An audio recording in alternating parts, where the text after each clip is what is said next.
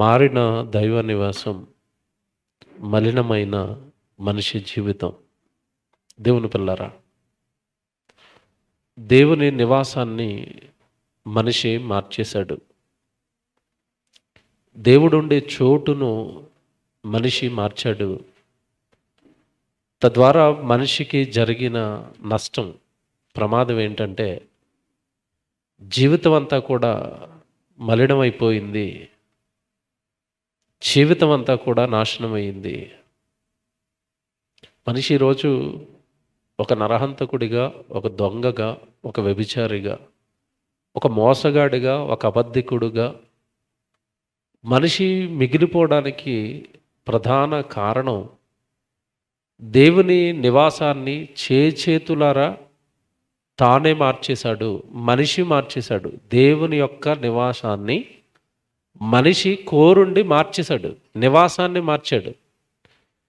దేవుడుండే చోటును మార్చేశాడు. దానివలన మనిషికి ఏం జరిగింది నష్టం అంటే జీవితం అంతా కూడా నాశనం అయిపోయింది. మనిషి ఎలాంటి స్థితికి సమాజంలో దిగజారిపోయాడో, ఎలాంటి పరిస్థితులు మనిషి జీవితంలో ఉన్నాయో దేవుడు ఒక మాట చెప్తున్నాడు బైబిల్లో. సామెతల గ్రంథం 4వ అధ్యాయం 16వ వచనం జాగ్రత్తగా రాసుకోండి. సామెతల గ్రంథం 4వ అధ్యాయం 16వ వచనం. అట్టివారు కీడు చెయ్యనిది నిద్రింపరు, ఎదుటివారిని పడద్రోయనిది వారికి నిద్ర రాదు.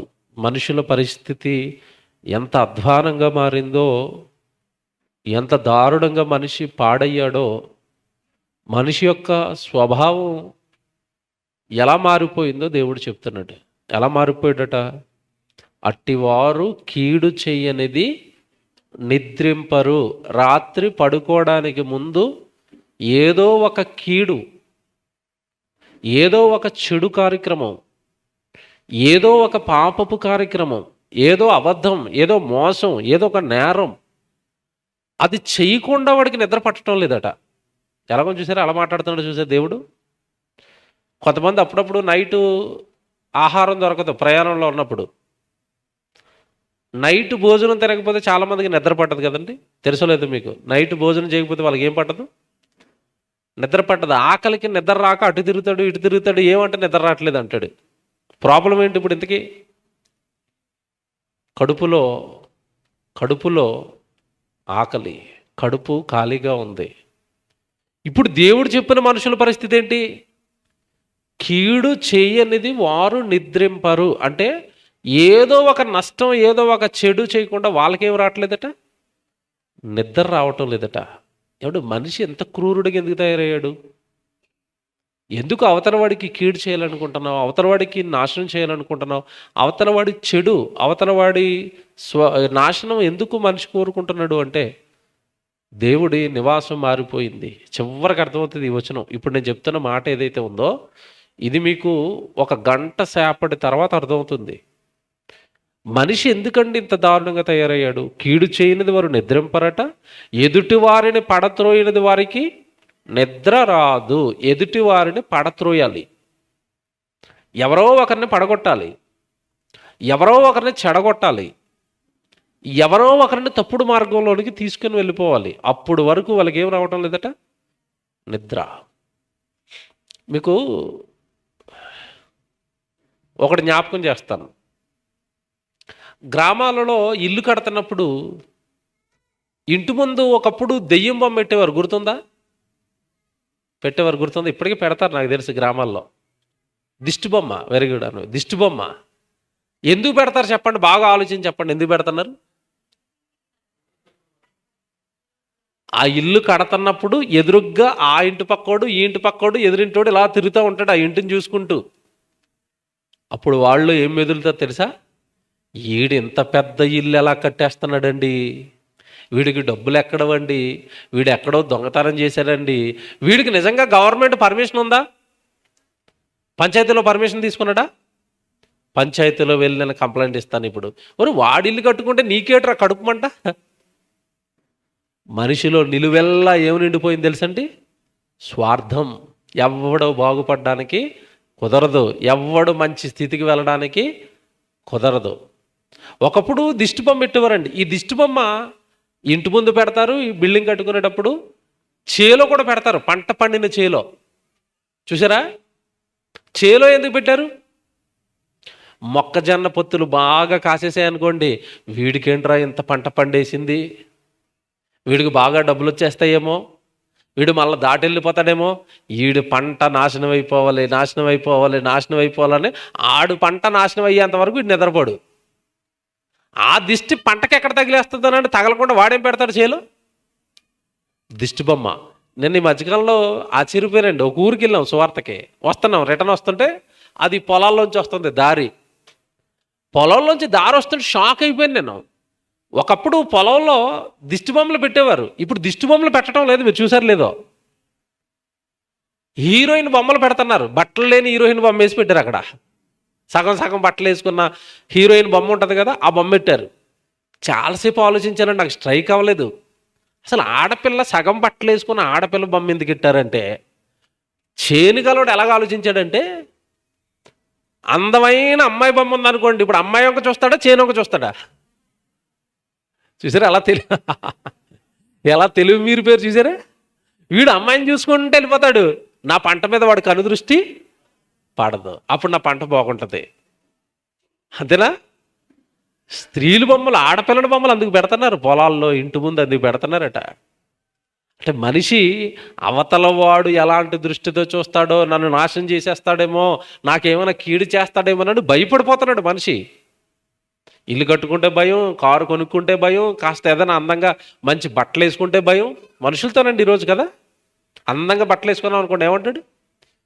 వీడు ఏదో ఇంత సోకులు చేస్తున్నాడంటే ఎక్కడో దొంగతనం చేస్తున్నాడు రా, ఎక్కడో ఏదో కబ్జా చేసాడు రా, ఎక్కడో ఏదో చేసాడు రా.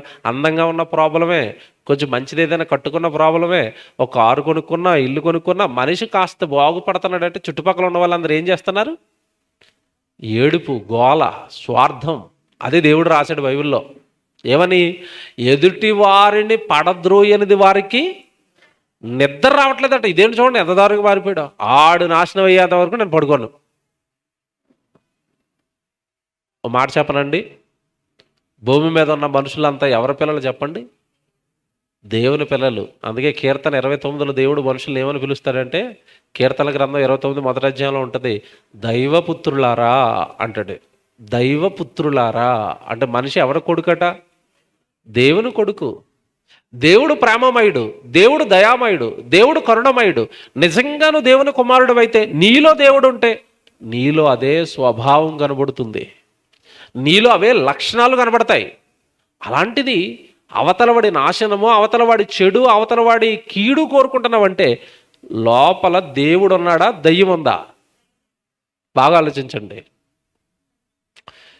దేవుడుంటే, దైవ స్వభావి అయితే, లోపల దేవుడి నివాస స్థలం దేహం దేవాలయం అయితే, అందులో నిజంగా దేవుడే ఉంటే మనిషి అంత దారుణంగా మారేవాడు కదండి. చాలా బాగుంటుంది పాఠం, జాగ్రత్తగా వినండి. దేవుడి యొక్క గుణాలు ఆదికాండం నుంచి చెప్పుకుంటూ వస్తాను ఇప్పుడు నేను. దేవుని యొక్క ఆలోచన తన నివాస స్థలం విషయంలో ఆదికాండం నుండి చెప్పుకుంటూ వస్తాను. దేవుని పిల్లలారా, మారిపోయింది దేవుని నివాసం. ఎప్పుడైతే దేవుడి నివాసం మారిపోయిందో మనిషి జీవితం ఏమైపోయింది? నాశనం అయిపోయింది. దేవుడండి ఉండడానికి పరలోకంలో ఉన్నాడు, కానీ ఆయన మనసంతా ఎవరి మీద ఉందో తెలుసండి? భూమి మీద ఉన్న మనుషుల మీద. అందుకే మీరు చూడండి, ఈ భూమి మీద మొట్టమొదటి మనిషి ఎవరు? ఆదాము. ఆదామును చేసిన తర్వాత ఆదామును తీసుకెళ్ళి దేవుడు ఏదైనా తోటలో పెట్టాడు. మీ అందరికి తెలుసు కదా, తొలి మానవుడు ఎక్కడున్నాడు? ఏదైనా తోటలో. ఏదైనా తోటలో ఆదాము అవ్వలను పెట్టిన తర్వాత దేవుడు ప్రతి చల్లపూట వచ్చి వాళ్ళతో మాట్లాడుకున్నాడా? బాగా ఆలోచించండి మీరు. ప్రతి చల్లపూట నా పిల్లలతో నేను మాట్లాడాలి, ప్రతిరోజు నా పిల్లలతో ఉండాలి, ప్రతిరోజు నా పిల్లలతో నేను మాట్లాడాలి, నా పిల్లలు నాతో మాట్లాడాలి. అంతే కదండి. దేవుడు మాట్లాడుతున్నాడంటే ఆదాము అవ్వలు మాట్లాడి ఉంటారు, ఆ రోజు మాట్లాడతారు. ఇటు దేవుడు మాట్లాడుతున్నాడు, ప్రతిరోజు వచ్చి ఆదాము అవ్వలు మాట్లాడుతున్నారు. అంటే తొలి మానవుడి దగ్గర నుంచి దేవుడి యొక్క ఉద్దేశం, దేవుడి యొక్క ఆలోచన ఏంటంటే, నా పిల్లలు ఎక్కడుంటే నేను అక్కడ ఉండాలి. బాగా నోట్ చేసుకోండి ఇవన్నీ. నా పిల్లలు ఎక్కడుంటే నేను అక్కడ ఉండాలి. నా పిల్లలు నాతో ఉండాలి, నేను వాళ్ళతో ఉండాలి, నేను వాళ్ళతో మాట్లాడాలి, తిరిగి వాళ్ళు నాతో మాట్లాడాలి. ఎప్పుడు కూడా నేను నా పిల్లలతో ఉండాలి. ఇది తొలి నుంచి కూడా దేవుడు మనసండి. మీకు ఇంకా బాగా అర్థమవడం చెప్తాను. ఏదైనా తోటలో ఆదాము అవ్వలను పెట్టిన తర్వాత ఒకానొక రోజు వాళ్ళు తప్పు చేశారు. తప్పు చేసిన తర్వాత ఏదైనా తోటలోంచి వాళ్ళని గెంటేశాడు. మీకు ప్రశ్న అడుగుతున్నాను, ఏదైనా తోటలో నుంచి ఆదాము అవ్వలను గెంటేసిన తర్వాత మరలా ఆదాము అవ్వలతో దేవుడు ఉన్నాడా లేడా? ఉన్నాడా? స్టార్టింగ్లో కోపం వచ్చి తోలేసిన తర్వాత చర్మపు చొక్కాలు చేయించాడు ఆయనే. చేయించాడా? దేవుడు ఎంత మంచోడండి. తప్పు చేసినప్పుడు కోపపడతాడు, దేవా అంటే మళ్ళా పోలేరా అంటాడు. ఎంత మంచోడండి దేవుడు. మనిషి అలాగే సాటి మనిషి తప్పులను వెంటనే క్షమిస్తాడండి. వెంటనే క్షమిస్తాడా? క్షమించడండి. దేవుడు ప్రేమ. దేవుడు ప్రేమకు స్వరూపం. తప్పు చేశాడు, చర్మపు చొక్కాలు ఆయనే కుట్టించాడు, ఏదైనా తోటలోంచి వాళ్ళని వెళ్ళిపోమన్నాడు. వెళ్ళిపోయిన తర్వాత కూడా దేవుడు వాళ్ళతో మాట్లాడటం మానేలేదండి. కొద్ది రోజులకి కయ్యూనును కన్న తర్వాత హవ్వమ్మ ఒక మాట అన్నది. ఏమన్నది? యెహోవా దయ వలన నేను ఒక కుమారుణ్ణి సంపాదించుకున్నాను. ఒకప్పుడు తప్పు చేశాం, దేవుడు మాట విని మేమని మాకు గర్భఫలాన్ని ఇచ్చాడు దేవుడు, ఇది యెహోవా దయా అని వాళ్ళు మరలా తిరిగి దేవుడిని హత్తుకోవటం, దేవుడిని ప్రార్థించడం మొదలుపెట్టారు 4వ అధ్యాయానికి వచ్చేసరికి. అప్పుడు దేవుడు ఏమంటే నిజంగా వాళ్ళతో మాట్లాడుతున్నాడు, కయ్యనుతో మాట్లాడుతున్నాడు, హేబేలుతో మాట్లాడుతున్నాడు, ఆదాముతో మాట్లాడుతున్నాడు, అవ్వతో మాట్లాడుతున్నాడు. నలుగురే కదండి సృష్టిలో. ఈ నలుగురితో మళ్ళీ దేవుడు సన్నిధి ఏర్పడింది. వాళ్ళు ఎక్కడుంటే అక్కడికి వస్తున్నాడు, మాట్లాడుతున్నాడు. ఎలా చెప్తారండి మీరు అంటారా? ఆదికాండం 4వ అధ్యాయం మీరు చదువుతున్నప్పుడు అండి, ఈ మధ్యకాలంలో పెద్ద వివాదం రేగింది. అది కయ్యను హేబేలు. ఈ కయ్యను హేబేలును చంపేసిన తర్వాత దేవుడు వచ్చి హేబేలు రక్తం మొరపెట్టిన దానికి బదులుగా కయ్యనుకు శిక్షలు వేయడం ప్రారంభించాడు. ఆ శిక్ష వేసిన తర్వాత ఏంట శిక్ష అంటే, ఇప్పుడు నీవు నా సన్నిధిలో నుండి వెళ్ళిపోవాలి. ఈ శిక్ష విధించాడండి. ఈ బుద్ధిహీనులకు అర్థం కాక కయ్యను శిక్ష ఇవ్వలేదు, కయ్యను రక్షించబడ్డాడు అని ఏమంటే బుద్ధి లేని బోధ ఒకటి చేస్తున్నాడు ఒకడు క్రైస్తవ్యంలో. బుద్ధి లేని బోధ అది. మళ్ళీ చెప్తున్నాడు సభాముఖ, బుద్ధి లేని బోధ అది. ఎందుకు అంటే అసలు మనిషికి పెద్ద శిక్ష ఏంటంటే దేవుడి సన్నిధి దూరం అయిపోవటమే పెద్ద శిక్ష. తర్వాత మరలా కయ్యనుడు హత్తుకున్నట్టుగా, కయ్యనుడి దగ్గరికి వెళ్ళినట్టుగా, కయ్యనుతో మాట్లాడినట్టుగా బైబిల్లో ఎక్కడా లేదు. దేశదెమ్మరై వాడు తిరిగాడు, దేవుడు గుర్తేశాడు, ఈయన ఎవడ చంపకూడదు దేశదెమ్మరని. ఈ బుద్ధి లేని వాళ్ళు బుద్ధి లేని బోధ చేస్తున్నారు. కయ్యను పెళ్ళిళ్ళు చేసుకున్నాడు, నోద్దేశం కట్టాడంటే అంటే మరి పెళ్లి చేసుకోవడం అదేమన్నా రక్షణ అనుకుంటున్నావా? జాగ్రత్తగా సబ్జెక్టు వినాలి, జాగ్రత్తగా బైబిల్ చదువుకోవాలి. దేవుడు నుంచి వెళ్ళగొట్టేశాడు. ఆదికాండం 4వ అధ్యాయం ఒకసారి మీరు చూడండి, ఎంత బాగుంటుందో సందర్భం. ఆదికాండం 4వ అధ్యాయం చూడండి. ఆదికాండం 4వ అధ్యాయం ఏమండి 11వ వచనం. 11 కావున నీ తమ్ముని రక్తముని చేతిలో పుచ్చుకొనుటకు నోరు తెరిచిన ఈ నేల మీద ఉండకుండా నీవు శపింపబడిన వాడవు. బైబిల్లో ఏమన్నా చెప్పండి, కయ్యను ఎవరట? ఉందా బైబిల్లో? ఎంతమంది బైబిల్లో ఉంది చెప్పండి? నీవు శపింపబడిన వాడవని ఎంతమంది బైబిల్లో ఉంది? నా బైబిల్లో ఉంది. మీ బైబిల్లో ఉందా? ఉంది. బైబిల్లో కయ్యను శపింపబడిన వాడు ఉంటే అని రాయబడి ఉంటే క్రైస్తవ్యంలోకి ఒకడు వచ్చాడు, వాడు అంటున్నాడు కయ్యనుకు రక్షణ వచ్చింది అంటున్నాడు. బైబిల్ ఏమనుంది? మీ బైబిల్ ఏమని చూడండి, ఏమనుంది? శపింపబడిన వాడవు అంటే శాపం వచ్చిందా లేదా? వచ్చింది.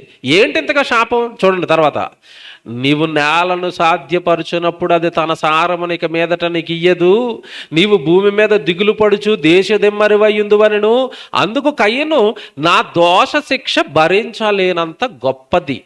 కయ్యనే స్టేట్మెంట్ ఇచ్చాడు నా మీదకి ఏమొచ్చిందని. మళ్ళీ అడుగుతున్నాను, కయ్యనే మాట్లాడుతున్నాడు ఇక్కడ ఏమని? నా దోష శిక్ష నేను భరించలేనంత గొప్పది. శిక్షడు ఆడు జైలుకి వెళ్ళిపోతే ఆడు పక్షాన వాదించడానికి ఒకడొచ్చి కయ్యనుకి శిక్ష రాలేదు అంటున్నాడు. కయ్యనుంటే కర్రెచ్చుకుని కొట్టేవాడండి. ఒరే బాబు, నా మీదకి శిక్ష వచ్చి నేను దేశదేమన్నా ఊరు పడి తిరుగుతుంటే నువ్వేట్రా బాబు నాకు రక్షణ వచ్చింది అంటున్నావు? వాడే ఇచ్చాడు కదా స్టేట్మెంట్. ఇక్కడ కయ్యనే అంటున్నాడా, నా దోష శిక్ష నేను భరించలేనంత గొప్పది. ఇప్పుడు కయ్యనికి శిక్ష వచ్చిందా, రక్షణ వచ్చింది? చెప్పండి. శిక్ష. ఇంకా చెప్పనా, ఏట్రా బాబు నీ మీదకి వచ్చిన శిక్ష అంటే అంటున్నాడు ఇప్పుడు, నా దోష శిక్ష నేను భరించలేనంత గొప్పది. నేడు అండర్లైన్ చేసుకోండి 14 వచనం, నేడు ఈ ప్రదేశము నుండి నన్ను వెళ్ళగొట్టితివి. నేడు ఈ ప్రదేశం, ఈ ప్రదేశం, నువ్వు మాట్లాడే ప్రదేశం, నువ్వు మాతో కనబడే ప్రదేశం, మాతో ప్రత్యక్షమయ్యే ప్రదేశం, మాకు వాక్యం సెలవిచ్చే ప్రదేశం, ఈ ప్రదేశంలో నుండి మమ్మల్ని వెళ్ళిపోమంటున్నావు, నీ సన్నిధిలో నుండి మమ్మల్ని తోలివేస్తున్నావు. ఇంతకంటే మరో శిక్ష ఉంటుందా? నువ్వు మాకు దూరం అయిపోతున్నావు కదా, ఇంతకంటే మరో శిక్ష ఉంటుందా? చూసారా తర్వాత మాట, చూసారా, ఈ ప్రదేశం నుండి నువ్వు నన్ను వెళ్ళగొట్టితివి, నీ సన్నిధికి రాకుండా వెలివేయబడి దిగులు పడుచు భూమి మీద దేశదెమ్మరినై ఉందును. అంటే ఒరే నీకు జీవితకాలంలో ఇక నా సన్నిధి నీకు దొరకదు అన్నాడు. దేవుడి సన్నిధి దొరకదు అన్న తర్వాత, దేవుడి సన్నిధి లేకుండా ఏ వ్యక్తికైనా రక్షణ వస్తుందా నాకు చెప్పండి? వస్తుందా? అసలు మనం ఈరోజు రక్షించబడుతున్నామంటే దేనికి రావడం వల్ల? గుడికొచ్చి వాక్యం వినటం వల్ల విశ్వాసంలో బలపడి కదండి మనం రక్షణలోకి వెళ్తున్నాం. అసలు కయ్యని గడికి కంప్లీట్గా దేవుడు ఏం దూరం చేశాడు? ఇక మీదట నా సన్నిధి నీకు ఉండదు, నా వాక్యాలు ఉండవిక, నా ప్రసంగాలు ఉండవిక, నేను నీతో మాట్లాడనిక. దీనికి మించి శిక్ష ఉంటుందా మీరు చెప్పండి? ఈ కయ్యనుకు శిక్ష రాలేదు అన్నవాడు ఏమంటున్నాడంటే, కయ్యనుకి శిక్ష ఇస్తే మరి చచ్చిపోవాలి కదా, చచ్చిపోవటమే శిక్ష కదా అంటున్నాడు. నేను ప్రశ్న అడుగుతాను ఇక్కడ, ఆదాము అవ్వలని దేవుడు ఏదైనా తోటలోంచి గెంటేశాడు కదా, పండు తినుదినమని మీరు నిశ్చయంగా చచ్చితారన్నారు కదా, ఆదాము అవ్వలు చచ్చిపోయారా? దేవుడి సన్నిధిలోంచి వెళ్ళిపోయారా? ఇప్పుడు చెప్పండి, చావు అంటే ఏంటి, నరకం అంటే ఏంటి చెప్పండి? 2 పదాల్లో అర్థమయ్యేటట్టుగా నరకం అంటే ఏంటి? దేవుడి సన్నిధి లేకపోవటం, అంతేనా? నరకం అంటే ఏంటి? దేవుడు కనపడ్డు, దేవుడు వినపడ్డిక, దేవుడి సహాయం ఏమి నీకు దక్కదు, దాన్నే ఏమన్నాడు దేవుడు? నరకం. యాతన పడే స్థలంలో ధనవంతుడు ఉన్నాడండి, పరదేశంలో అబ్రహాము నీతిమంతులు ఉన్నారు, ఒక్కడిని ఇక్కడికి పంపించండి అంటే అబ్రహాం ఏమంటున్నాడు? మేము మీ దగ్గరికి రాము, మీరు మా దగ్గరికి రారు, మేము రావంటే మీతో దేవుడు కూడా ఇక మాట్లాడు. అదేనా శిక్ష అంటే? ఇప్పుడు కయ్యని గడికి పడింది ఏంటి చెప్పండి నాకు? నా సన్నిధినికి ఇక దొరకదరా కయ్యను. ఇది శిక్ష, రక్షణ నాకు చెప్పాలి.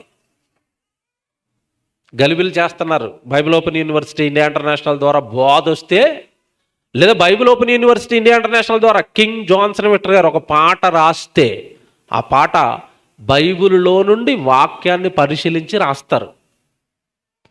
యేసు రక్తం గురించి పాట వచ్చింది, మీకు తెలియదు కదా, ఎంత టాప్, ఎంత హిట్ అయిపోయింది, ఎంతమంది మనుషులు మారుస్తుంది ఆ పాట. ఆ పాట వచ్చిన తర్వాత ఈ వివాదం మొదలుపెట్టారండి. అదిగోనండి పాటలో యేసు రక్తం క్షమిస్తుంది, హేబేలు రక్తం శిక్షించమని రాశారు, ఆ పాట తప్పు అంటున్నాడు ఒకడు. బైబిల్ రాక మాట్లాడతారు వాళ్ళు, బైబిల్ తెలియక మాట్లాడతారు. మళ్ళీ చెప్తున్నాను, బైబిల్ తెలియక మాట్లాడతారు. నా సన్నిధిలో నుండి నువ్వేమయ్యావిక వెలివేయబడ్డావు. ఓ మాట అడుగుతాను ఇక్కడ, సన్నిధిలో నుండి వెలివేయబడుతున్నాడు అంటే దేవుడి ప్రత్యక్షత వాడికి దూరం అయిపోయింది. ఇక దేవుడు మాట్లాడు, దేవుడు కనపడ్డు, ఇంక రక్షణ ఎక్కడ వస్తుందండి దేవుడే లేకపోతే? దేవుని పిల్లరా, కనుక ప్రారంభం నుంచి కూడా దేవుడు దేవుని పిల్లలతో ఉండాలనుకుంటాడు. ఆదామవ్వలతో ఉన్నాడు, తర్వాత కయ్యంతో మాట్లాడా? హేబేలును చంపక మునుపు కయ్యం దగ్గరికి వచ్చి దేవుడు మాట్లాడా? మాట్లాడలేదా? మాట్లాడాడు. ఒరే నీ కోపం ఎక్కువైపోతుంది, ఈ కోపాన్ని ఇలాగే ఉంచుకున్నావంటే నువ్వు నరహత్యకి వెళ్ళిపోతావు, నువ్వు ప్రమాదంలో పడిపోతావు అని హత్య చేయక మునుపు కయ్యనికి కౌన్సిలింగ్ ఇచ్చాడు దేవుడు. మారలేదు వాడు, పట్టించుకోలేదు వాడు, చంపేశాడు. అప్పుడు శిక్ష వేశాడు. ముందు జరిగింది తెలియాలి కదా, కయ్యనికి కౌన్సిలింగ్ ఇచ్చింది తెలియాలి కదా. ఇది తెలియట్లేదు, ఇది మాట్లాడుకోవట్లేదు. అదే రక్షణ కాలం వాడికి, అదే వాడికి రక్షణ కాలం. దేవుడు వచ్చాడు, మాట్లాడాడు, నీ కోపం ఎక్కువ అవుతుంది, నీలో సత్క్రియలు లేవు, ఒకవేళ ఇలా కోపం ఉంటే వాకిట పాపం పొంచి ఉంది, నువ్వు నరహత్య చేసేస్తావు, నువ్వు చచ్చిపోతావు, నరకానికి వెళ్ళిపోతావు, జాగ్రత్త అన్నాడు. మారాడు వాడు? మారలేదు. పోనెంత ఎందుకండి, కొత్త నిబంధనకు వచ్చేసరికి కయ్యనుకు రక్షణ వచ్చిందని ఉందా, శిక్షలోకి పోయాడని ఉందా? మనము కయ్యను వంటి వారమై ఉండరాదు అంటే వాడు మారాడనా మారలేదనా? మారలేదు. మరి రక్షణ ఎక్కడి నుంచి వచ్చింది? రక్షణ అస్సలు బైబిల్ చదువుతారో లేదో తెలియదండి. ఈ గంగిరెద్దు ఎగిరినట్టు ఎగురుతున్నాడు వాడు. ఊర్లో గంగిరెద్దు ఎగురుతా చూడండి, బోర్లు ఉత్తా ఉంటే అలా ఎగురుతున్నాడు రోజుకో లైవ్ పెట్టి. దేవుని పిల్లలారా, దేవుడి నివాస స్థలం, దేవుడిని ఉండే చోటు మనిషికి దూరం అయిపోతే, దేవుడు దూరం అయిపోయిన మనిషి జీవితం నాశనం అయిపోతుంది. దానికి బెస్ట్ ఎగ్జాంపులే కయ్యను జీవితం. దేవుని పిల్లలారా, కొంచెం జాగ్రత్తగా లోతుగా ఆలోచిద్దాం. ప్రారంభం నుంచి దేవుడు ఆదామవలతో ఉన్నాడు. తర్వాత కయ్యను, హేబేలు, ఎవడు ఆదామవలతో తర్వాత మళ్ళీ మాట్లాడాడు. దేవుడు ప్రారంభం నుంచి కూడా తన పిల్లలతో ఉండాలనుకుంటాడు. మళ్ళీ చెప్తున్నాను, ఎవరితో ఉండాలనుకుంటాడు? తన పిల్లలతో. కానీ మనిషి ఏం చేశాడు తెలుసా? దేవుడు పిల్లలతో ఉండాలనుకుంటున్నాడు, దేవుడు మనుషులతో ఉండాలనుకుంటున్నాడు. ఇంకా బాగా చెప్పాలంటే దేవుడు మనుషులలో ఉండాలనుకుంటున్నాడు. కానీ మనిషి దేవుడి కోసం కట్టడాలు కట్టడం ప్రారంభించాడు. మనిషి దేవుడికి ఏం కడతాడు? ఆలయాలు కడతాడు. అంతేనా? ఆలయంలో దేవుడు నివాసం ఉంటాడు అని భ్రమపడుతున్నాడు. మళ్ళీ చెప్తున్నాను, నేనేమో మీతో ఉంటానని దేవుడు అంటుంటే మనుషులు దేవుడితో ఏమంటున్నారు? నువ్వు మాతో ఉండడానికి మాకు కొంచెం ఇబ్బంది, మాతో నువ్వు ఉంటే బూతులు మాట్లాడలేము, మాతో నువ్వు ఉంటే నరహత్యలు చేయలేము, మాతో నువ్వు ఉంటే పాపాలు చేయలేము, కనుక మాలో ఉంటే మాకు ఇబ్బందిగా ఉంటుంది, కనుక నువ్వు ఉండడానికి ఒకటి కడతాం మేము. ఏం కడతారు? గుడి కడతాను, గుడిలో ఉండు, వారానికి ఒక్కరోజు వస్తాను పలకరించడానికి. కొంచెం బిజీ అయిపోయాను అనుకో, నెలకొకసారి వస్తాను. ఇంకా కొంతమంది భక్తులు ఉంటారు, డిసెంబర్ 25కి వస్తారు, సంవత్సరానికి ఒకసారి. ఎవరిని పలకరించడానికి? దేవుడిని పలకరించడానికి. మన దగ్గర పండగ క్రైస్తవులు ఉంటారు. డిసెంబర్ 25కి, ఇంకా చెప్పండి, క్రైస్తవుల పండగలు గుడ్ ఫ్రైడేకి, ఈస్టర్కి, భస్మ బుధవారానికి. అది ఎక్కడ ఉందో తెలియదు బైబిల్లో. బూడిద బుధవారం అట. భస్మం అంటే అదే కదా, ఈ బూడిద ఎత్తుకోవడానికి. ఏమంటే జనవరి 1కి మీరు చూడండి. అందుకే మీరు చూడండి, క్రైస్తవులు ఈ పండగలు వచ్చిన టైపులో గుడి ముందు టెంట్లు వేస్తూ ఉంటారు. చూసారు ఎప్పుడైనా మీరు? టెంట్ ఎందుకు వేశారు పాస్టర్ గారు? బాగా ఆలోచించండి. టెంట్ ఎందుకు వేశారంటే, ఎప్పుడు రాని భక్తులంతా ఆ రోజు వస్తారు. గుడి సరిపోదు, అయ్యగారులు వస్తున్నారు. ఎవరు అయ్యగారులు? సంవత్సరానికి ఒకసారి దేవుణ్ణి పలకరించి అయ్యగారులు వస్తారు. వాళ్ళ కోసం టెంట్, కుర్చీ. లోపలికి రారు మళ్ళీ, లోపలికి రారు. ఎక్కడ కూర్చుంటారు? బయట టెంట్లో కూర్చొని దేవుణ్ణి ఆశీర్వదించి వెళ్ళిపోతారు. అంతేనా? దేవుడు ఆశీర్వాదం కోసం వచ్చారా? దేవుణ్ణి ఆశీర్వదించడానికి వచ్చారా? మళ్ళా కనపడరండి. ఆమె నాన్నగారిని చూడండి, మళ్ళీ కనపడరు వాళ్ళు. గుడిలో దేవుడు ఉంటాడని భ్రమపడి లోకం దేవుడికి గుడులు కట్టడం ప్రారంభించింది. Bible what a wonderful Bible అండి. దేవుడి యొక్క మనసు కరెక్ట్గా చెప్పాలంటే బైబిల్ మాత్రమే మనిషికి చెబుతుంది. బైబిల్ తీయండి. ఇప్పుడు సమూయేలు గ్రంథంలో దావీదు గుడి కడతాడు. గుడి కడతానన్నాడు. ఎవరికి? దేవుడికి. గుడి కడతాను అన్నప్పుడు దేవుడు దావీదుతో ఏమంటున్నాడో ఒక మాట మీరు చూడండి. నాతాను ప్రవక్తను పంపించాడు. పంపించిన తర్వాత దేవుడు ఏమంటున్నాడు చూడండి. సమూయేలు 2వ గ్రంథం 7వ అధ్యాయం 4, 5, 6, 7 వచనాలు చదవండి ఒకసారి. సమూయేలు 2వ గ్రంథం 7వ అధ్యాయం 4వ వచనం. అయితే ఆ రాత్రి యెహోవా వాక్కు నాతానుకు ప్రత్యక్షమై చెప్పినదేమనగా, నీవు పోయిన సేవకుడవగు దావీదుతో ఇట్లనుము, యెహోవా నీకు ఆజ్ఞ ఇచ్చినదేమనగా, నాకు నివాసముగా ఒక మందిరమును కట్టింతువా? అడలం చేయండి. దేవుడు ఏమని ప్రశ్న వేస్తున్నాడు? నాకు నివాసముగా ఒక మందిరాన్ని కట్టిస్తావా? నాకు మందిరంగా, నాకు నివాస స్థలంగా, నేను ఉండే చోటుగా ఒక స్థలాన్ని కట్టిస్తావా? దావీదు, భలే ఆలోచన వచ్చిందయ్యా నీకు, భలే ఆలోచించావు నా కోసం. దావీదు ఎంత మంచోడు అంటేనండి, నేను ఒకప్పుడు పశువులు కాపరిని కదా. పశువులు కాపర్లు ఎక్కడ పడుకుంటారు చెప్పండి? మధ్యాహ్నం నిద్రొస్తే. పశువులు కాస్తున్న వాళ్ళు మధ్యాహ్నం నిద్రొస్తే ఎక్కడ పడుకుంటారు? చెట్టు కింద, గడ్డిలో, కొండల్లో, ఎక్కడ వీలుంటే అక్కడ పడుకుంటారు కదండి. రాజైన తర్వాత దావీదు ఎక్కడ పడుకుంటున్నాడు? అంతఃపురంలో, దేవదారు మ్రానుతో కట్టిన నగరి నివాస స్థలంలో పట్టుకున్నాడు. పట్టు పరుపుల మీద ఏమంటే హాయిగా నిద్రపోతున్నాడు. అప్పుడు దావీదుకు ఒకటి జ్ఞాపకం వచ్చిందండి. అయ్యో, నేను ఈ స్థితిలో ఇంత గొప్పగా నిద్రపోతానని, నాకు నివాస స్థలం, ఇంత గొప్ప నివాస స్థలాన్ని దేవుడు నాకు ఇచ్చాడు. కానీ నన్ను ఈ స్థితికి తెచ్చిన దేవుడు ఎక్కడ నుండి పోయాడు అంటే, ఆ రోజు దేవుడి సన్నిధి అంటే మందసం రూపంలో ఉంది వాళ్ళకి. మందసం తెలుసు కదా మీకు. ఇశ్రాయేలు కాలంలో మోషే గారు మందసాన్ని కట్టమన్నాడు. ఆ తుమ్మకర్రలతో చెక్కలతో కట్టిన దాంట్లో రాతి పలకలు ఉంటాయి. అదే దేవుడి సన్నిధి, అదే దేవుడు మందసం. ఆ మందసం దావీదు కాలానికి వచ్చేసరికి ఎక్కడ ఉండిపోయిందంటే గుడారంలో ఉండిపోయిందండి. చిన్నది గుడ్డ మొక్కలతో గుడారం వేసి అందులో పెట్టారు ఈ మందసాన్ని. దావీదు బాధపడిపోయాడు.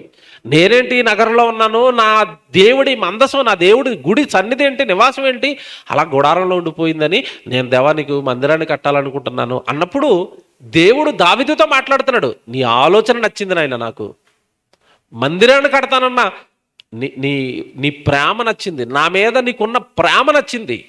కానీ దావీదు, నువ్వు ఒక విషయాన్ని తెలుసుకోవాలి. నీ ఉద్దేశం మంచిదే, నాకు నివాస స్థలాన్ని కడతానంటున్నావు. కానీ నీకు ఒక విషయం తెలియాలి. ఏంటో తెలుసా? మనుషులు చేతులతో కట్టిన మందిరాలలో నేను నివాసము చేయను నాయన. నీ ఉద్దేశం మంచిదే, నాకు ఇల్లు కడతానంటున్నావు, కానీ నా నివాసం అందులో ఉండదు. అదేనా మాట్లాడుతున్నాడు ఇప్పుడు. ఎన్నో వచనం అది? 5వ వచనం. 5వ వచనమేనా?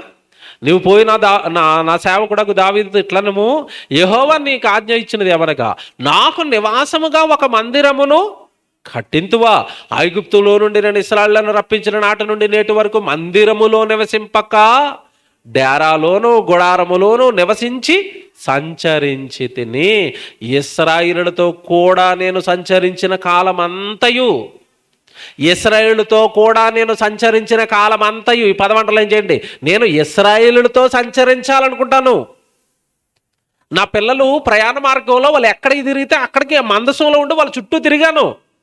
నేను మందిరంలో ఉండను కొడుక. దావీదు, నీకు నా మీద ఉన్న ప్రేమ గొప్పదే, కానీ మనుషులు చేతులతో కట్టిన కట్టడాల్లో నేను నివాసము చేయను. మందిరం కడతానంటున్నా కదా, వెరీ గుడ్, మందిరం కట్టు. కానీ ఆ మందిరం దేనికి ఉపయోగపడుతుంది అంటే, నా భక్తులు వచ్చి ప్రార్థన చేసుకోవడానికి అది ఉపయోగపడుతుంది. వాళ్ళు అక్కడికి వచ్చినప్పుడు ప్రార్థన చేస్తున్నప్పుడు నేను వాళ్ళ మొర వింటాను. That's it. అక్కడి వరకే మందిరం, అంతే తప్ప నా నివాసం మాత్రం మందిరములో ఉండదు. ఇదే సందర్భాన్ని కొత్త నిబంధనలో రాశాడు దేవుడు. అది చూద్దాం ఒకసారి. అపోస్తలుల కార్యాలు 7వ అధ్యాయం 49. అపోస్తలుల కార్యాలు 7వ అధ్యాయం 49. అయినను ఆకాశము నా సింహాసనము, భూమి నా పాదపీఠము. చూసారా? ఆకాశము నా సింహాసనం. నా సైజులు కొలతలు చెప్తున్నాను. ఒకవేళ మందిరం కట్టాలంటే కట్టండి. నా సైజులు చెప్తున్నాను. నాకు ఎవరైనా మందిరం కట్టాలంటే కట్టండి.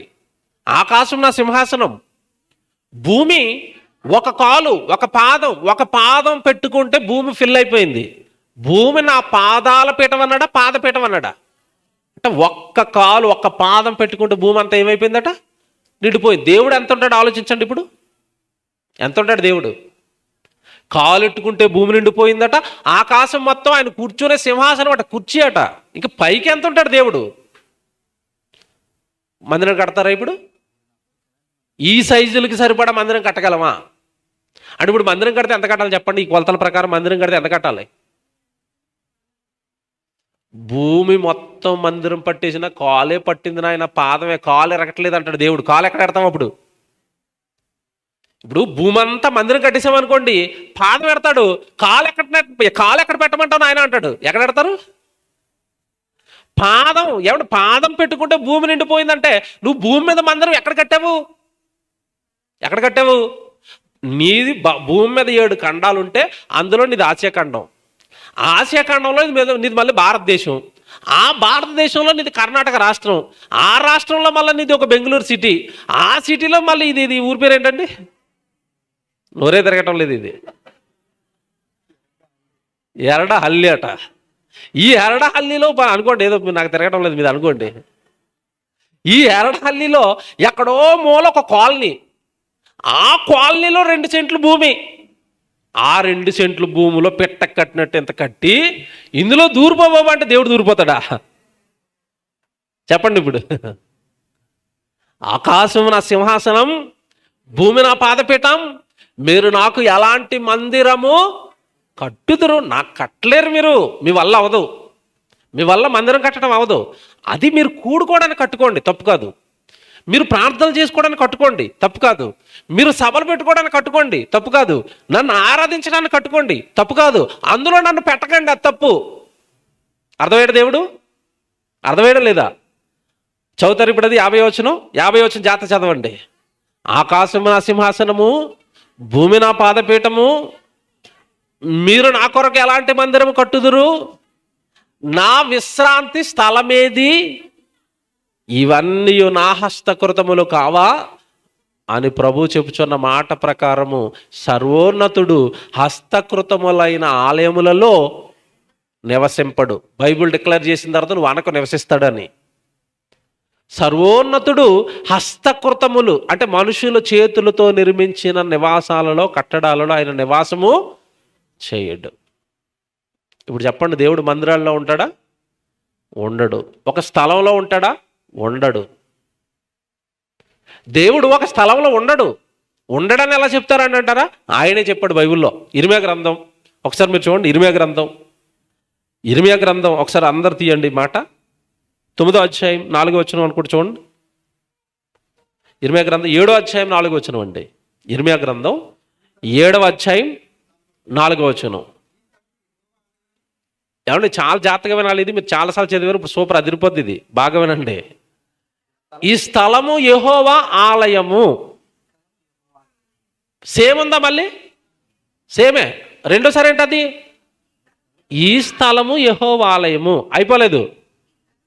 మళ్ళా మూడోసారి ఈ స్థలము యెహోవా ఆలయము అని మీరు చెప్తున్నారు, నాకు సంబంధం లేదు. అర్థమైందా? బైబిల్ బలగం చూసారా? ఈ స్థలం యెహోవా ఆలయం, ఈ స్థలం యెహోవా ఆలయం, ఈ స్థలం యెహోవా ఆలయం అని మీరు చెప్తున్నారు. దేవుడిగా నేను చెప్పలేదు అని మీరు చెప్పుచున్నారే. ఈ మోసకరమైన మాటలను మీరు ఆధారము అంటే ఈ స్థలం యెహోవా ఆలయం అన్న మాట ఏ మాట చెప్పండి? ఇప్పుడు మోసం చేశారు ఎంతకాలం మనల్ని? మోసం చేశారా? ఎలా మోసం చేశారో చెప్తాను. మీరు మోసపోయారు, ఎలా మోసపోయారు చెప్తాను. ఇప్పుడు జాగ్రత్తగానండి. ఇప్పుడు మీరు ఆంధ్రాలో ఉన్నారనుకోండి. ఆంధ్రాలో ఉన్నవాడు తన కొడుక్కి మొట్టమొదటి జుట్టు కత్తిరించాలి. పుట్టెంటుకలు తీయటం అంటారు కదా. ఆ జుట్టు కత్తిరించడానికి ఆంధ్రాలో ఉన్నవాడు ఎక్కడికి వెళ్తాడు చెప్పండి? తెలుసా మీకు? విజయవాడ పక్కనే గుణదల అని ఒకటి ఉంటుంది. హైందవ సోదరులు తిరుపతికి వెళ్తారు, మనోళ్ళు గుణదల అని వెళ్ళిపోతారు. అది తెలంగాణలో ఉన్నాడు అనుకోండి. తెలంగాణకు ఒక పుణ్యక్షేత్రం ఉంది మనోళ్ళందరికీ. మెదక్ తెలుసా? మెదక్కి వెళ్ళిపోతారండి. మా తెలంగాణ హైదరాబాద్లో ఉన్న వాళ్ళు అందరూ కూడా మెదక్కి వెళ్ళిపోతారు. అంటే ఆంధ్రాలో ఉన్నవాడు గుణద కిందకి వెళ్ళాడు గుండు గీయించుకోవడానికి, తెలంగాణ ఉన్నవాడు మెదక్కి ఎందుకు వెళ్ళాడు గుండు గీయించుకోవడానికి? అంటే అక్కడ ఎవరుంటారు? దేవుడు. ఇంకా బాగా డబ్బులు పర్సలు ఆగుందనుకోండి, యెరూషలేము వెళ్ళిపోతున్నారు. అంటే యెరూషలేములో ఎవరుంటారు? దేవుడు ఉంటాడు. నేను ప్రశ్న అడుగుతున్నాను, ఒకవేళ యెరూషలేము దేవుడి స్థలం, లేదా మెదక్కు దేవుడి స్థలం, లేదా గుణదల దేవుడి స్థలం అన్నారు అనుకోండి, ఇప్పుడు ఈ వచనాన్ని బట్టి దేవుడు ఏమంటున్నాడు? మెదక్కు దేవుడి స్థలం అని మీరన్నారే, గుణదల దేవుడి స్థలం అని మీరన్నారే, యెరూషలేము స్థలం దేవుడి ఆలయం అని మీరన్నారే. ఈ మోసకరమైన మాటలను మీరేం చేయకూడదు. అంటే ఒక స్థలంలో దేవుడు ఉంటాడన్న మాట నమ్మొచ్చా? అది ఏ మాటట? మోసకరం. మన వాళ్ళకి తెలియకండి పాపం, తండోపతండాలుగా జాతరలకు వెళ్ళిపోతారు. తెలంగాణలో ఒక జాతర జరుగుతుందండి, దారూరు జాతర. ఎవరికైనా తెలుసా? లక్షల మంది క్రైస్తవులు వెళ్తారండి అక్కడికి, లక్షల మంది జాతరకి. అక్కడికి వెళితే దేవుడు కరుణిస్తాడని ఒక నమ్మకం. ఈ పిచ్చి నమ్మకాలలో మనల్ని ఉంచారండి. దేవుడు అంటున్నాడు, ఏ స్థలము నాకు ఆలయము కాదు, అది నా నివాస స్థలం కాదు. మరి ఎక్కడ ఉంటారు తండ్రి మీరు? మీరు ఎక్కడ దొరుకుతారు? అసలు మీ నివాస స్థలం ఏది? మీ విశ్రాంతి స్థలం ఏది? మీరు ఎవరితో ఉంటారు, ఎక్కడ ఉంటారు అంటే స్థలాలలో నేను ఉండను. మరి ఎక్కడుంటారు? ప్రకటన గ్రంథం. ఎంత బాగా రాశాడు చూడండి దేవుడు. ప్రకటన గ్రంథం ఏమంటే 21వ అధ్యాయం 3వ వచనం చూడండి బైబిల్లో. ప్రకటన గ్రంథం 21వ అధ్యాయం 3వ వచనం. ఇదిగో దేవుని నివాసము మనుష్యులతో కూడా ఉన్నది. దేవుని నివాసం ఎక్కడుందట? మనుష్యులతో. అంటే ఇప్పుడు దేవుడు ఎక్కడుంటాడు? స్థలంలోనా మనతోనా? ఈరోజు ఇక్కడ కూర్చున్నాం కదా, ఇప్పుడు మనతో ఎవరున్నారు? దేవుడు అన్నాడు. సాయంత్రం రాత్రి ఎక్కడ ఉంటాడు చెప్పండి? అక్కడ ఉంటాడు. ఇక రాత్రి సభ ఇక్కడ జరగదు. ఎక్కడ జరుగుతుంది? అక్కడ. రేపు మళ్ళీ ఇక్కడ జరుగుతుంది అనుకోండి, ఇక్కడ ఉంటాడు. మీరు ఎక్కడుంటే అక్కడ ఉంటాడు. గుడి కట్టేసి అందులో తాళం వేసేస్తానంటే గుడిలో తాళం వేయించుకోవడానికి ఆయన మనిషి కాదు. స్థలాలలో, ఆలయాలలో, కట్టడాలలో దేవుడిని బంధించలేడు మనిషి. నా నివాసం ఎవరితో ఉందని చెప్పేశాడు ఇప్పుడు? మనుష్యులతో. మనుష్యులతో మనుష్యులతో మనుష్యులతో. అంటే ఇప్పుడు దేవుడు మనసు ఏంటి? ఎవరితో ఉండాలనుకుంటున్నాడు? మనతో. మనిషి ఏమంటున్నాడు? మాతో వద్దు ప్రభువా, మాకు కొంచెం ఇబ్బందిగా ఉంటుంది. మాస్టర్ ఎప్పుడు క్లాస్లో ఉన్నాడు అనుకోండి, పిల్లలకి ఎలాగుంటుంది? మాస్టర్ ఉన్నంతసేపు నోటి మీద వేలేసుకుని నాకేం తెలియదు అంటే అమూలు బేబీలాగా ఏమంటే పిల్లలు ఎలాగుంటారంటే అబ్బాబ్బాబ్బా పెద్ద యాక్టర్స్ అండి వాళ్ళు. మాస్టర్ ఉన్నప్పుడు మాస్టర్ క్లాస్ రూమ్లోంచి అలాగా అడుగు పెట్టాడు అంతేనండి, చిన్నగా అవుతుందండి చీమల గోల కింద గోల గోల గోల. అసలు క్లాస్ రూమ్ టాప్ లేచిపోద్ది మాస్టర్ లేనంతసేపు. మళ్ళా నెక్స్ట్ క్లాస్కి ఇంకో మాస్టర్ వస్తాడు, ఎవడో బయట నుంచి వస్తాడు, ఒరే మాస్టర్ వస్తున్నాడు అంటాడు. అప్పుడు మళ్ళీ ఏమైపోద్ది? మళ్ళీ అమూలు బేబీలు అయిపోతారు వీళ్ళు. మాకు ఏమీ తెలియదు అన్నట్టుగా అలాగా ఏమంటే పరమ పవిత్రుల్లా కూర్చుంటారు. ఇప్పుడు ఏం జరిగింది ఇక్కడ? మాస్టర్ ఉంటే ఒకలా ఉంటున్నాడు, మాస్టర్ లేకపోతే ఒకలా ఉంటున్నాడు. ఒకవేళ మనుషులతో దేవుడుంటే మనిషి ఎలా ఉంటాడు? పాపం చేస్తాడా? నేరం చేస్తాడా? నరహత్య చేస్తాడా? వ్యభిచారం చేస్తాడా?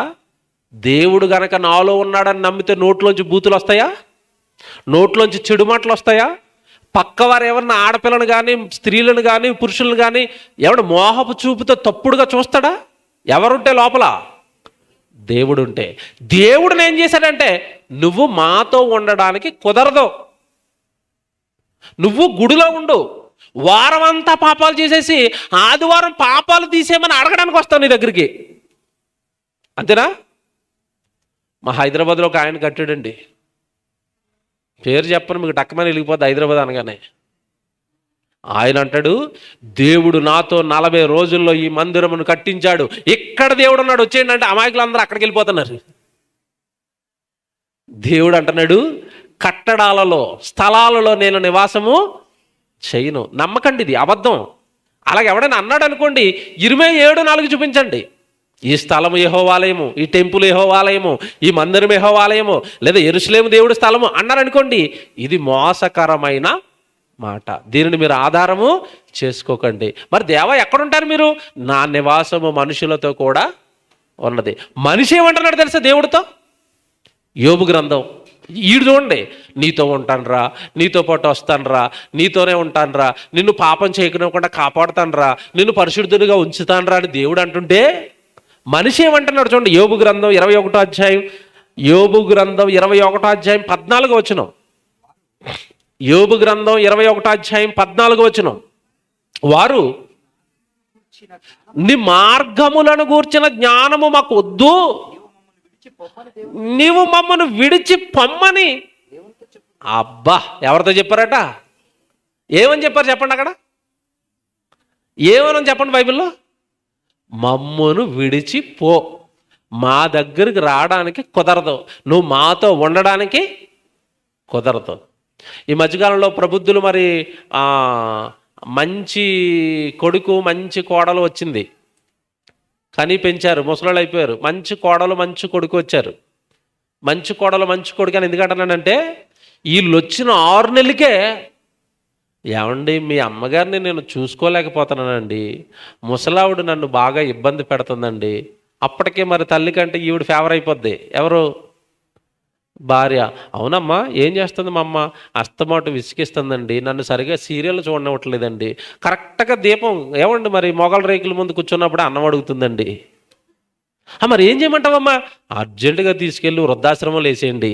ఎవరిని ఎవరిని కన్న తల్లిని కన్న తండ్రిని బట్టలు సర్దుకోండి, రేపు నుంచి మీరు మాతో ఉండడానికి కుదరదు, నిన్ను వృద్ధాశ్రమంలో వేసేస్తానని అన్నాడు అనుకోండి కొడుకు. తల్లి ఏం చేస్తా చెప్పాలి? నాకు ఏమవుతుంది చెప్పాలి తల్లి మనసు? ఒరే నిన్ను కని పెంచి గొప్పవాడిని చేసి వివాహం చేస్తే మాకు 2 పూట్ల తిండి పెట్టలేక నన్ను వృద్ధాశ్రమంలో పడేస్తావా? వద్దురా అని ఏడుస్తుందా ఏడవదా ముసలి తల్లి? ఏడుస్తుందా?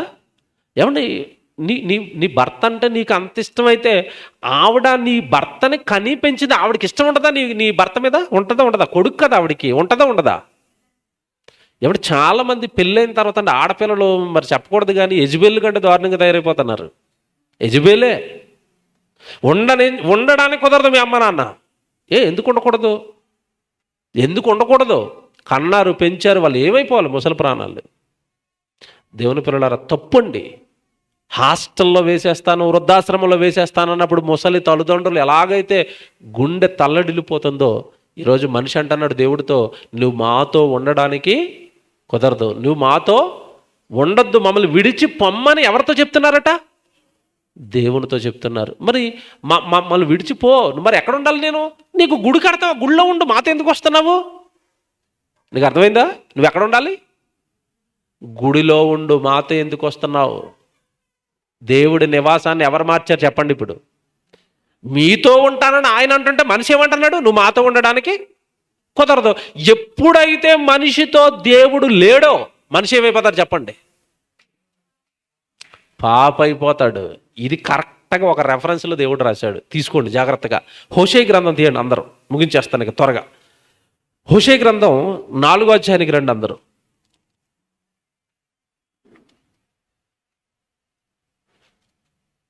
ఏమంటే అందరు జాగ్రత్తగా రాసుకోండి. ఇది హోషేయ గ్రంథం 4వ అధ్యాయము 8 నుంచి చూద్దాం.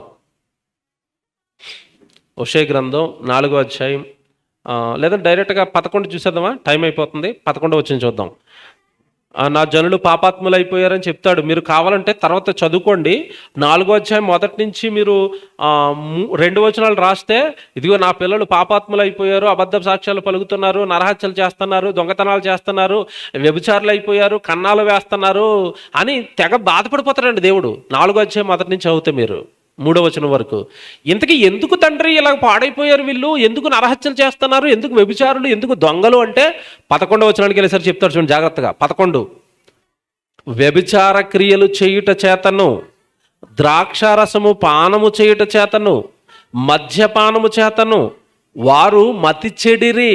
ఎదుగో మద్యపానమట, త్రాగుబోతులట, వ్యభిచారాలట, దీనితో వాళ్ళు చెడిపోయారట. 12, నా జనులు తాము పెట్టుకున్న కర్ర యొద్ద విచారణ చేయుదురు, తమ కర్ర చేత వారికి సంగతి తెలియజేయును, వ్యభిచార మనస్సు వారిని త్రోవ తప్పింపగా వారు దేవునిని విసర్జించి వ్యభిచరించుదురు.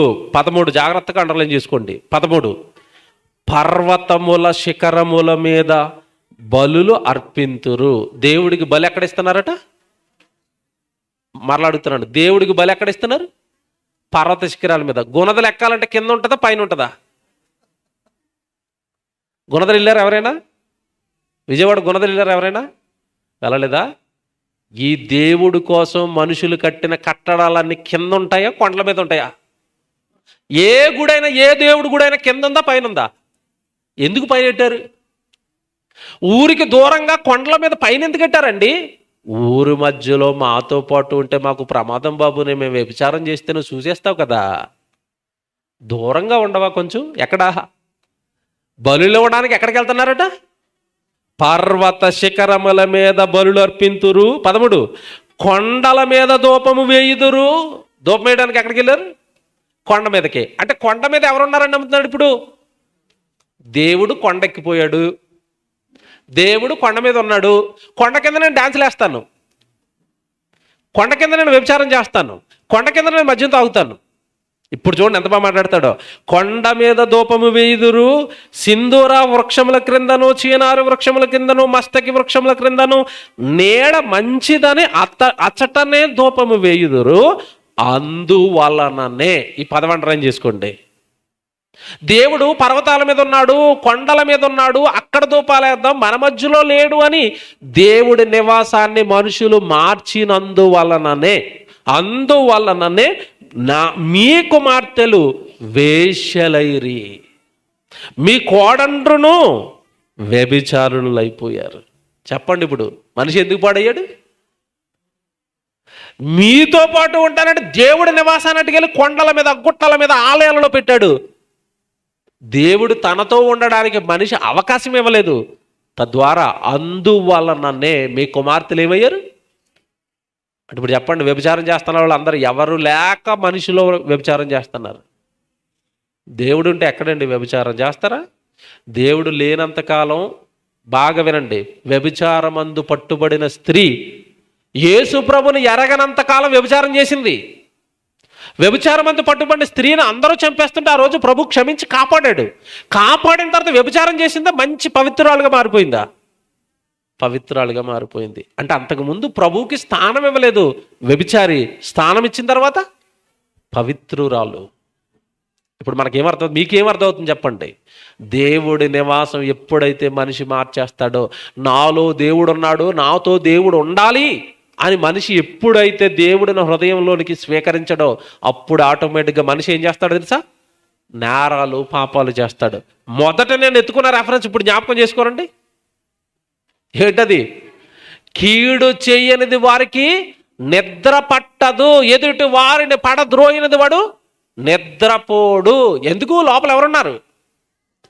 దేవుడు లేడు. దేవుడు లేనప్పుడు ఆటోమేటిక్గా దాన్ని ఎవరు ఆక్రమిస్తారో తెలుసా? దయ్యం. మీకు తెలుసు కదా రెఫరెన్సు, 2 తెస్సలోనికీయులకు 2:4 దేవుని ఆలయములలో వాడు కూర్చుండును. తెస్సలోనికీయులకు రాసిన 2వ పత్రిక 2వ అధ్యాయం 4వ వచనంలో ఉంటుంది ఈ మాట. మీ అందరూ చాలాసార్లు చదువుకుంటారు. ఎందుకనగా ఏది దేవుడు అనబడునో, ఏది పూజింపబడునో దానిని అంతటిని ఎదిరించు వాడు తనకు పైగా తనను హెచ్చించుకొనుచు, తాను దేవుడనని కనబరుచుకొనుచు వాడు దేవుని ఆలయములలో కూర్చుండును. ఎవరు కూర్చున్నారు దేవుడు ఆలయంలో? మనుషులు ఎవరు కూర్చున్నారు? ఇప్పుడు దెయ్యం కూర్చుంది.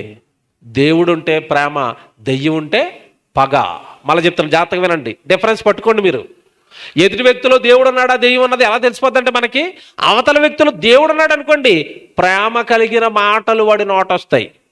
దెయ్యం ఉందనుకోండి, కక్ష, పగ, చంపేద్దాం, తిడదాం, కొడదాం, గంటేద్దాం, నాశనం చేసేద్దాం, ఇలాంటి మాటలు వాడి నోట్లోంచి వస్తానంటే వాళ్ళు ఎవడున్నాడు? దెయ్యం. మళ్ళా చెప్తున్నాను, దేవుడు ఉన్నాడా, దెయ్యం ఉన్నదా అన్నది వాడి మాటలను బట్టి, వాడి ప్రవర్తనను బట్టి మీరు తెలుసుకోవాలి. దేవుని పిల్లలతోని సహవాసమా, దెయ్యపు పిల్లలతోని సహవాసమా? ఎవరితో జత కట్టావు? ఎవరితో తిరుగుతున్నావు? ఎవరితో మాట్లాడుతున్నావు? ఎవరితో స్నేహం చేస్తున్నావు? ఎవరితో నీ సహవాసం? దేవుని పిల్లలతో సహవాసం అయితే వాడు ప్రేమ నేర్పిస్తాడు. దేవుని పిల్లలతో సహవాసం అయితే సంఘానికి వెళ్ళిపోదాం అంటాడు. దేవుని పిల్లలతో సహవాసం అయితే దేవుడు పని చేద్దాం అంటాడు. దేవుడి పిల్లలతో సహవాసం అయితే దేవుడి సన్నిధిలో కూర్చుని వాక్యం విందామంటాడు. ఇది దేవుని పిల్లలు, దేవుడి మాటలు, దేవుడి సహవాసం ఇలా ఉంటుంది. దీనికి భిన్నంగా మరి ఏది వినపడుతున్నా అది దేవుని మాట కాదు. ఎవరి మాట? దయ్యం. విడగొడదాం, కూలగొడదాం, పడగొడదాం, నాశనం చేద్దాం, ముక్కలు చేద్దాం, ఇదంతా దయ్యం అండి. మీరు ఏమనుకునేది అంత దయ్యం. కట్టేవాడు దేవుని కుమారుడు, పడగొట్టేవాడు దయ్యపు కుమారుడు. మీకు అర్థమైంది ఇప్పుడు? మనుషులు ఎందుకు అయిపోయారట దెయ్యాలుగా, ఎందుకు మారిపోయారట, ఎందుకు పాపాలు చేస్తున్నారట? నువ్వు మాతో ఉండడానికి కుదరదు. దేవుడి నివాసాన్ని చేజేతులారా మనిషే మార్చేశాడు. తద్వారా మనిషి ఏమైపోయాడు? వ్యభిచారి, దొంగ. టైటిల్ ఇప్పుడు అర్థమైందా? మారిన దైవ నివాసం, మలినమైపోయిన మనిషి జీవితం. అసలు మీరు ఆశ్చర్యపోయే సంగతి చెప్తాను ఇప్పుడు. మనిషిలో దేవుడు లేకపోతే, ఇల్లు ఖాళీగా ఉంటే కబ్జా అయిపోతుంది. ఎవరు కబ్జా చేస్తారు? దెయ్యం కబ్జా చేస్తుంది. ఈ దెయ్యపు కబ్జా ఎలా ఉంటుందంటేనండి, చాలా దారుణంగా ఉంటుంది. ఇది మీలో దేవుడు మాటలకు కానీ, వాక్యానికి కానీ మీకు మీ హృదయంలో మీరు స్థానం ఇవ్వటం లేదనుకోండి, ఆడు నెమ్మదిగా మీలో ఒకరిని పెట్టాడు దెయ్యాలని. ఆడు పెద్ద సేన పట్టుకుని వస్తాడు. ఆ తర్వాత దేవుళ్ళలోకి రాకమునుపు మామూలుగా ఉన్న మీరు దేవుడిలోనికి వచ్చిన తర్వాత ఎప్పుడైతే వాక్యం నేర్చుకోవటం లేదు, ఎప్పుడైతే దేవుడిని హృదయంలో మీరు స్వీకరించటం లేదో, ఖాళీగా ఉన్న మీ హృదయంలో వాడు చాలా దయ్యాలను నింపేస్తాడు. మత్తయి సువార్త చదువుకుని ముగించేసుకుందాం. మత్తయి సువార్త 12వ అధ్యాయం ఏమంటే 3వ వచనం 4వ వచనం చూడండి. మత్తయి సువార్త 12వ అధ్యాయం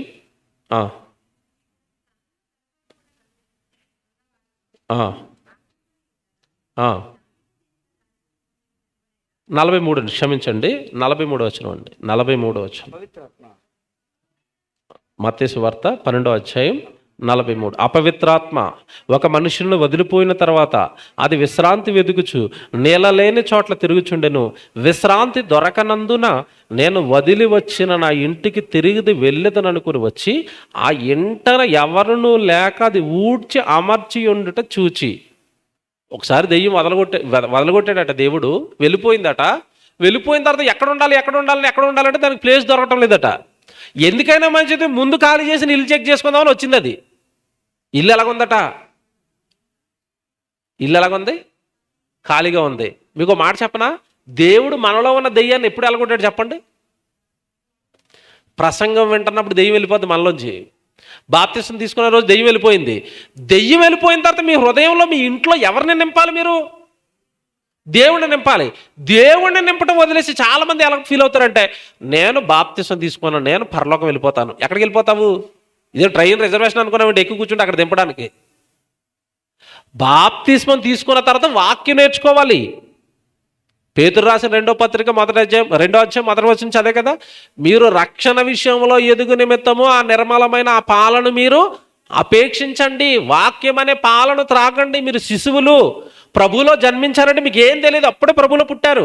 మీరు ఎదగాలి అన్నా, దేవుళ్ళలో నిలబడాలి అన్నా వాక్యం నేర్చుకోండి అన్నాడు. ఎవరు వస్తారండి వాక్యం నేర్చుకోవడానికి? సభలకు ఎవరు వస్తారు? సెమినార్లకు ఎవరు వస్తారు? బైబిల్ తరగతులు పెడతారు మీ కాలేజీ తరపున, ఎవరు వస్తారు వాక్యం నేర్చుకోవడానికి? వాక్యం నేర్చుకోరు, వాక్యాన్ని నింపుకోరు లోపల. అలా నీ జీవితం ఎంటీగా వాక్యం నింపుకోకుండా వదిలేసావు అంటే నిన్ను వదిలేసిన దెయ్యం మళ్ళీ వెతుక్కుంటూ వచ్చిందట. ఒకసారి చెక్ చేసేసరికి ఇల్లు ఎలాగుందట, ఇదేంటిది ఎంత శుభ్రం చేసి పెట్టారు. మరి శుభ్రం చేశారు, ఎవరు శుభ్రం చేశారు? దెయ్యం ఉన్నప్పుడు కంపు కొట్టేసింది, దెయ్యం ఉన్నప్పుడు ఏమంటే బూతులు, దెయ్యం ఉన్నప్పుడు పాపాలు, దెయ్యం ఉన్నప్పుడు వ్యభిచారం, కంపు హృదయం అంతా దేవుడు శుభ్రం క్లీన్ చేశాడు. క్లీన్ చేసినారు, దెయ్యం మళ్ళా వచ్చింది. మళ్ళా వచ్చేసరికి ఇల్లు ఎలాగుందట, ఊడ్చి అమర్చి ఉండట చూచి, లోపల ఎవ్వడు లేకపోవటం చూచి వెళ్ళిపోయిందట. మళ్ళీ ఎక్కడికి వెళ్ళిపోయింది? తనకంటే చెడ్డవైన, అబ్బా ఎన్నట్లు పట్టుకొచ్చిందట, ఇల్లు సూపర్గా ఉంది, రెంట తక్కువ, వెళ్ళిపోదాం పదండి. అంతేనా? బెంగళూరులో తక్కువ రెంటకి మీకు మంచి ఇల్లు దొరికిందాక ఏం చేస్తారు? చుట్టుపక్కల ఉన్న వాళ్ళు అందరికీ ప్రచారం చేయరా, తక్కువ రెంటకి మంచి ఇల్లు, తక్కువ రెంటకి మంచి ఇల్లు. దెయ్యం కూడా అదే చేసింది. ఇల్లు చాలా సూపర్గా ఉంది, లోపల దేవుడు లేడు, మనం ఉన్నామంటే వీడు హాయిగా ఉంటాడు, బాగా వ్యభిచారాలు చేయించవచ్చు, బాగా దొంగతనాలు చేయించవచ్చు, మనం చెప్పిందల్లా వీడు వింటాడు, ఖాళీగా ఉన్నాడని 7 దెయ్యాలన్నట్టుకు వచ్చిందట.